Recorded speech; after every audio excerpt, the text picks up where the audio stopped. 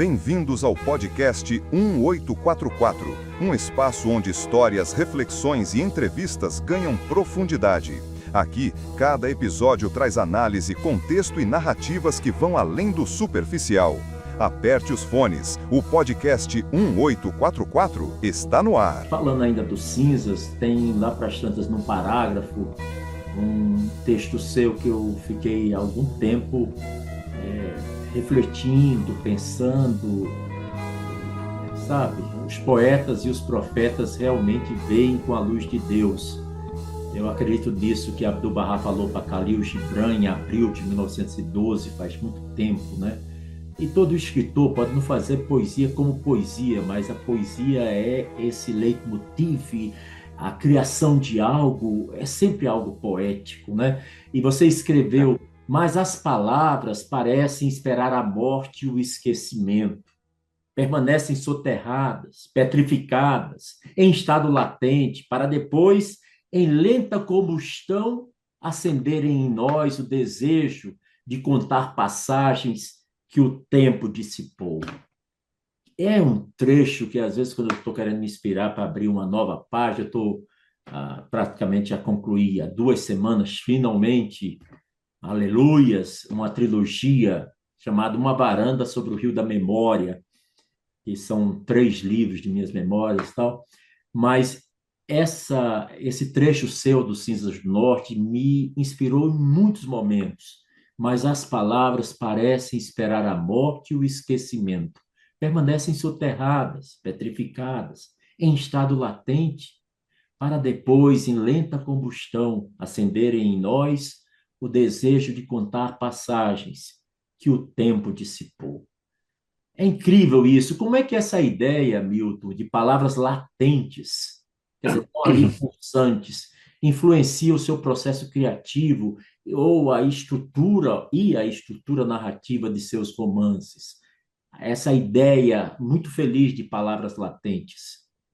É preciso dar tempo ao tempo, né? Esse é o ditado ibérico. Ah, eu e também por isso talvez eu tenha publicado poucos livros, porque ah, eu sempre deixo, vamos dizer, passar o tempo para começar a esquecer aquilo que aconteceu na minha vida. E quando eu já não há mais nitidez, a memória, as lembranças já não são mais nítidas, aí eu começo a escrever sobre um determinado momento da minha vida. E tem sido assim. Então, esse trecho que você citou tem muito a ver com vamos dizer, a minha noção de literatura, né? De como que eu trabalho a linguagem e a memória, né? Quer dizer, deixar o tempo passar para esquecer e então lembrar através da imaginação, né? Que é Que lindo isso. Que coisa incrível. que é uma, enfim, esse livro da trilogia, A Noite da Espera, a primeira tentativa foi aquela que eu te contei lá no começo da nossa conversa. Foi a minha primeira tentativa em Madrid, em janeiro de 1980. E eu percebi ali o meu erro, né, o meu fracasso, que era através vamos dizer, do, do- da orientação desse amigo que era bem mais velho do que eu, um grande leitor, poeta, tradutor. Eu percebi que ah, aquilo que você escreve sobre o passado muito recente serve mais para o jornalismo do que a literatura, né? Muito bom, muito bom. É o trabalho da crônica, né? Do tempo presente. Então eu esperei mais de 30 anos para escrever essa trilogia. Muito mais, né? Quer dizer, 80, 40 anos. Foram quase 40 anos. Então tudo que está sendo, que eu estou escrevendo já passou, vamos dizer, já é uma memória muito esfumada, já é uma reminiscência proustiana, vamos dizer, né, do que Proust chamava de reminiscência, né, que é, vamos dizer, quase um esquecimento que é recuperado pela imaginação, né? Então, essa Brasília já não existe mais, a Brasília da Noite da Espera, como não existe mais essa Manaus do Dois Irmãos, dos Cinzas do Norte. Então, realmente é uma alusão muito forte ao tempo e à memória, né? E ao esquecimento, né? Porque o ponto de fuga termina com essa frase, né? É uma pergunta que ele faz: a memória só faz sentido depois do esquecimento? Isso é a literatura para mim, né? Quer dizer, quando você esquece que você, na verdade, escreve, né? Porque você não esquece tudo. Aqueles vestígios, aqueles fiapos da memória, ela se transforma, vamos dizer, é adensada pela imaginação. A imaginação é que, como eu falei, é o pilar central, é ela que vai, vamos dizer, ligar todas essas partes que estão um pouco perdidas, né? Esses pontos, vamos dizer, soltos, esses pontos de fuga, que é o título do romance. Mas eu queria te lembrar um detalhe que você também me lembra muito o perfeccionismo das frases curtas e afiadas do Hemingway, né? Do Velho Mar, né? Das neves do Kilimanjaro, do Paris é uma festa, Sim. por aí vai, porque eu fiz há 3 anos, durante a pandemia, um curso chamado A Vida por Escrito. Então, eram 10 autores, uma editora pediu-me que escrevesse 10 módulos sobre 10 autores que eu escolhesse. Mas o que eu estou só querendo dizer é que um deles era o Hemingway nesse curso. E eu encontrei um negócio de uma das cartas dele, né, que se encontra numa biblioteca em Harvard, onde ele diz que escrever é você escrever 100% dos seus originais e gastar o mesmo tempo jogando fora 70% e selecionar só 30% que merece ser publicado. Não sei por quê, o Milton Ratum me deu uma impressão de que é como se Hemingway tivesse recebido uma pedrada na cabeça, porque você passa um tempo imenso escrevendo uma coisa, vamos dizer, 200 páginas, né? De 200 páginas, você vai jogar fora 70%. Então, lá vai 140 e tantas páginas jogadas fora. E eu observei que a sua escrita é muito conhecida pela precisão e pela economia de palavras, né? Você é bastante econômico. Isso é muito bom para algumas pessoas, né? Então, eu não sei se você tem um fato assim interessante sobre esse seu processo criativo, como é que dá aquele estalo, aquela coisa da eureka. Ela como é que é? Ela é um processo de um sentimento que explode, que quer e busca expressão, ou é algo que vai sedimentando, vai criando raízes, vai chegando a um ponto que você não consegue mais se livrar, a não ser ter que colocar no papel? Acho que tem as duas coisas, porque o que você falou do Hemingway é muito flaubertiano também.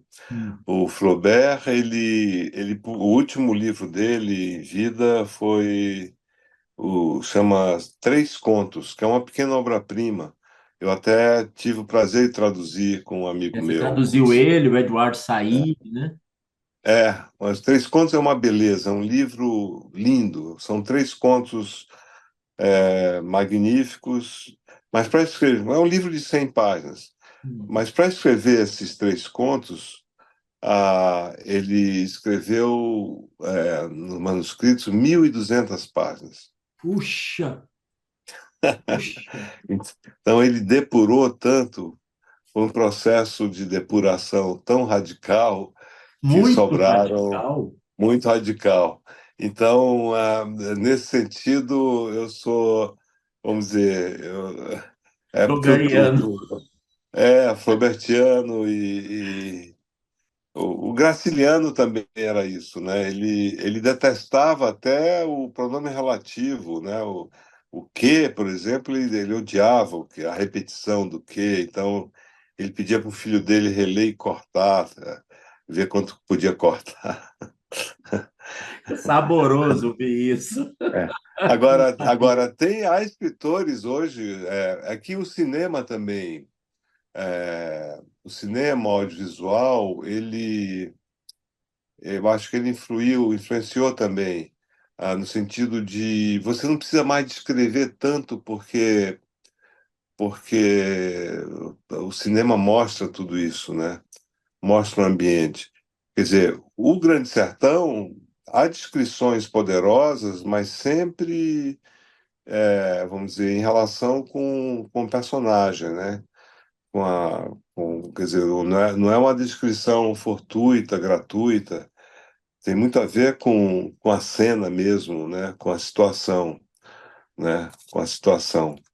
Mas, voltando agora à sua pergunta, né? Quer dizer, tudo isso eu acho que é feito. Eu faço muita coisa antes, Washington, antes de começar a escrever, eu escrevo sobre personagens, sobre os conflitos, sobre o quadro histórico, sobre alguns detalhes. É como se fosse em arquitetura, a gente chama de estudo preliminar, Hum, né? Você faz um esboço daquilo que você quer, projetar, né? Mas o romance, eu descobri isso, é, no meu caso, né? O romance ele se faz no momento da escrita. É lá que é lá que a coisa pega, que o bicho pega. O santo baixa, alguma coisa acontece, você tem momentos de inspiração mesmo, tem momentos de um desejo, vamos dizer, uma pulsão muito forte. Você quer escrever aquele dia, aquela manhã ou aquela noite. E tem dias, tem momentos que você está, vamos dizer, totalmente prostrado ou não está. Eu não me forço, sabe? Eu não me forço. Quando eu não consigo escrever, eu leio. E ler, eu nunca me bloqueio para ler. Não há bloqueio para leitura, né? Há dificuldade, às vezes, para escrever, né? hum. Mas eu, de fato, escrevo quando eu tenho muita vontade, né? E geralmente é pela parte da manhã. Em 1979, o Borges dizia uma frase que eu li em umas entrevistas dele em El Clarim, que eu não me orgulho dos livros que escrevi, eu me orgulho dos livros que li. Sem dúvida, É muito sem dúvida. interessante, né? E eu concordo com você também e com Borges, né? Borges, imagina. Mas É, é impressionante, realmente a gente lê determinados livros e a gente fecha o livro e diz: eu não quero sair dessa cena, eu quero imaginar as pulsões que o personagem está sentindo. Eu tenho que fazer minhas anotações sobre isso para depois ver se eu dou um susto no personagem, ou seja, para onde é que eu acho que vai continuar a trajetória do personagem a partir desse ponto. É um negócio meio maluco, meio neurótico de minha parte. Mas eu gosto de me imaginar se eu estivesse escrevendo sobre aquele personagem, com o amor que eu já desenvolvi com ele, ou com o ódio que eu já tenho por ele, qual seria um caminho que o autor poderia dar. Aí depois que eu escrevo 40, 50 linhas, eu disse, bem, hoje à noite eu vou voltar para saber qual foi a solução encontrada. E sempre eu vejo que o autor encontrou a melhor solução e nunca foi aquela que eu tinha pensado. Bem, por isso que ele é o autor e eu sou o leitor, né?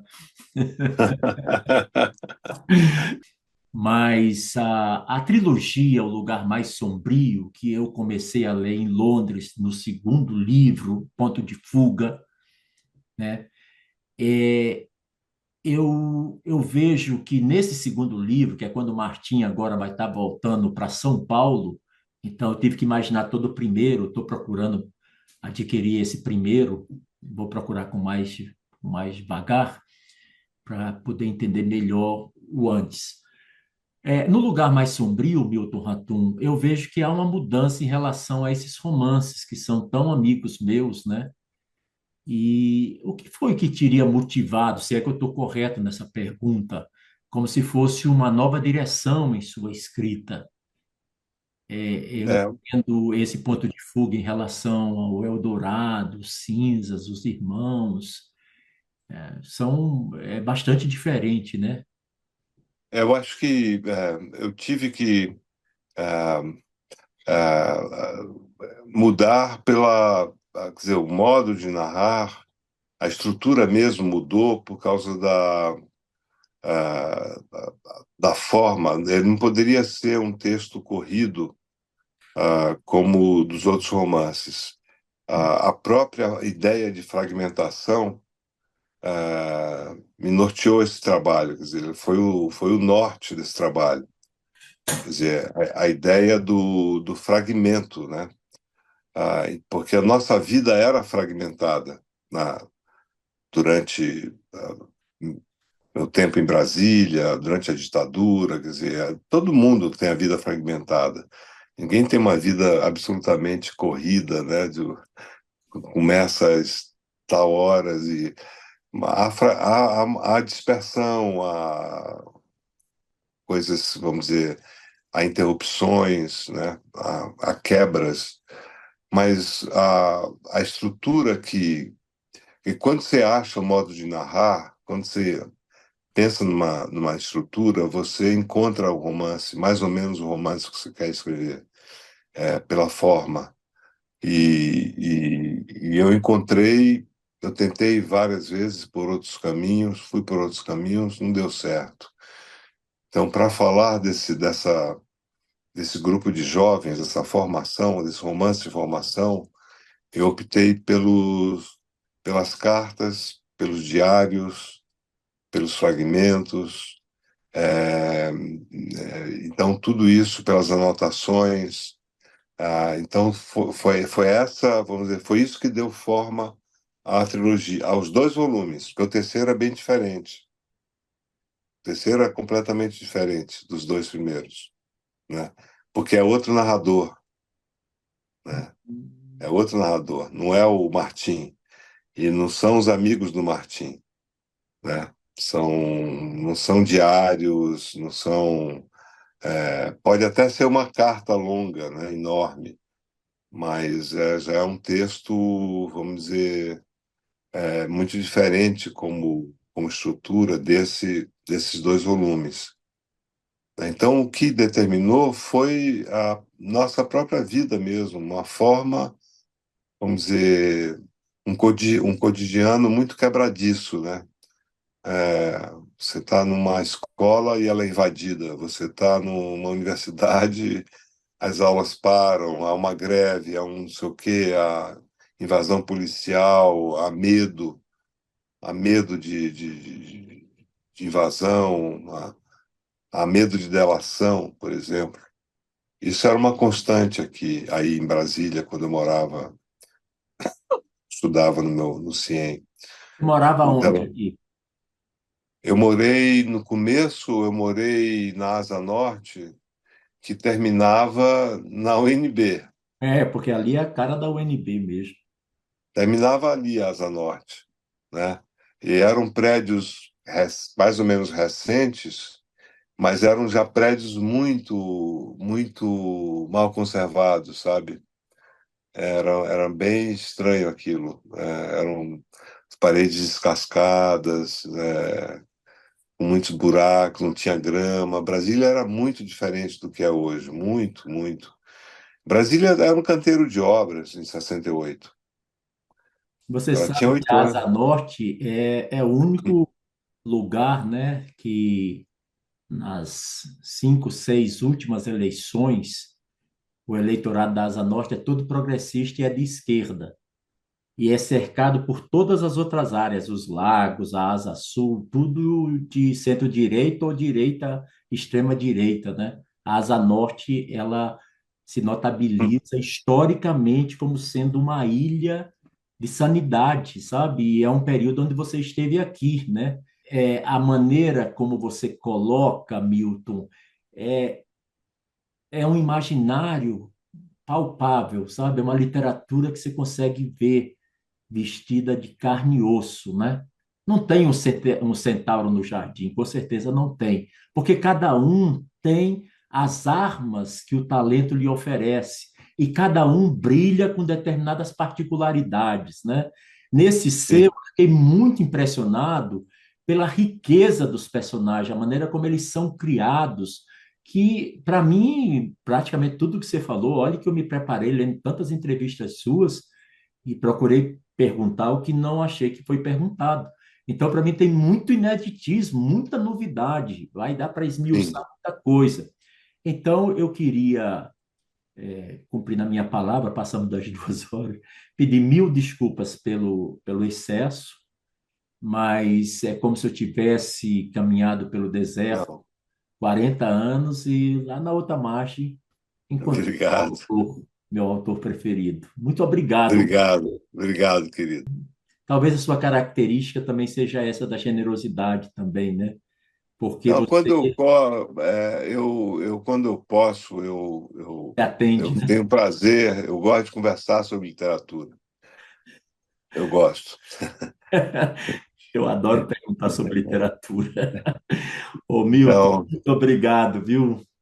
Tenha uma obrigado, boa noite querido. para você e saiba que hoje tem um sujeito dormindo muito feliz aqui em Brasília, viu? Obrigado. Eu também vou dormir feliz e muito obrigado mesmo. Um Eu falo abração, contigo. Grande agradeço. abraço. Este foi o podcast 1844. Se o conteúdo de hoje ressoou em você, compartilhe, comente e nos siga nas redes sociais. Sua opinião é fundamental. Críticas, sugestões e colaborações podem ser enviadas para 19wlaraujo@gmail.com. Até o próximo episódio. Aqui a conversa nunca termina.